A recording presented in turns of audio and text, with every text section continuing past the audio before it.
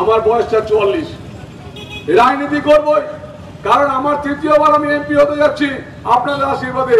আপনারা যদি আমাকে জেতান, একটা প্রধানমন্ত্রীর কাছে 10,000 কোটি টাকা প্রজেক্ট নিয়ে আসার দায়িত্ব আমার।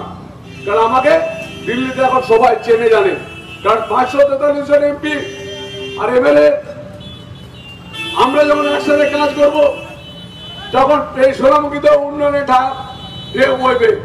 আর মমতা দি শুধু মিথ্যে কথা বলে যাবেন।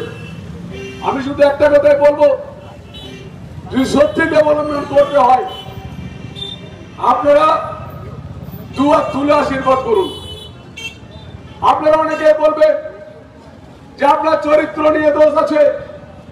আমি এখানে দাঁড়িয়ে বলছি, আজও পর্যন্ত 10 বছর এমপি হলাম, 3 বছর এমএলএ হয়েছি, একটা মহিলাকে দাঁড়িয়ে বলতে পারবে যে সৌমিত্রকা আমার সঙ্গে কোনো লজে ছিল? কেউ বলতে পারবে যে সৌমিত্রকা কোনো মেয়ের সঙ্গে কোনো একটা অশ্লীল মেসেজ করেছে? কিন্তু লোকটাকে আমি সম্বোধন করছি, কিন্তু অপরদিকে সুজাতা সব জায়গায় বলে বেড়াচ্ছে না না সৌমিত্রকা এই, সৌমিত্রকা ওই, সৌমিত্রকা এই।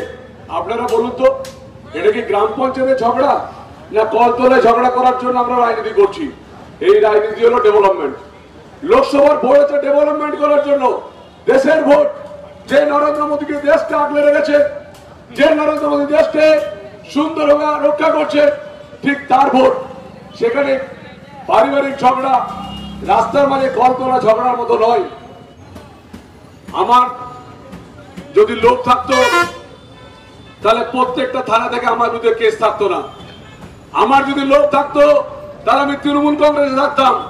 অপরদিকে যিনি তৃণমূলের প্রার্থী, আমি তাকে ছোট করছি না, শুধু একটা কথাই বলবো যে বলুন তো, কি এমন হলো যে এমএলএ এমপি হতেই হবে? কারণ মমতা বন্দ্যোপাধ্যায় এত এত লোক দেখাচ্ছে, টাকা পয়সা, এত অধিকারী হবে যে তুমি যা খুশি তাই করতে পারো। এই লোভে আজকে প্রত্যেক জায়গাতেই আজকে যে কাউকে প্রার্থী করে দিচ্ছে।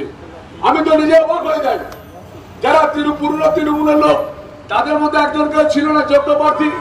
না সৌমিত্র খায়ের নামটা যার সঙ্গে আছে তাকেই প্রার্থী করতে হবে?